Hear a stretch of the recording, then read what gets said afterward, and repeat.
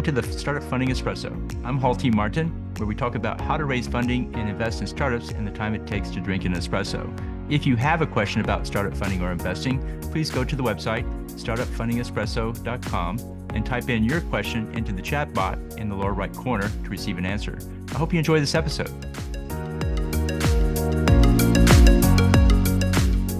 Hello, this is Hall T. Martin with the Startup Funding Espresso, your daily shot of startup funding and investing. In raising funding, prospective investors use your website to learn more about the business. It's often the case that the investor will use the website to connect with the founder.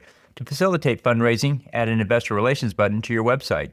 Create a page indicating you are seeking investors and provide a general contact us button to capture their name, phone number, and email address. Indicate that the company is seeking investors and capture their contact details.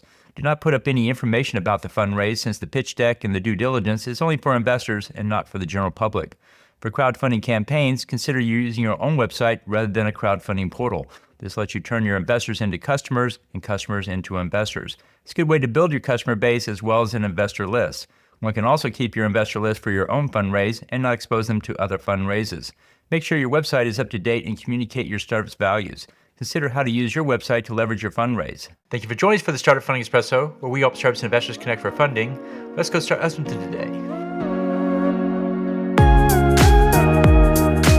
Hall T. Martin is the director of Investor Connect, which is a 501c3 nonprofit dedicated to the education of investors for early stage funding. All opinions expressed by Hall and podcast guests are solely their own opinions and do not reflect the opinion of Investor Connect. This podcast is for informational purposes only and should not be relied upon as a basis for investment decisions.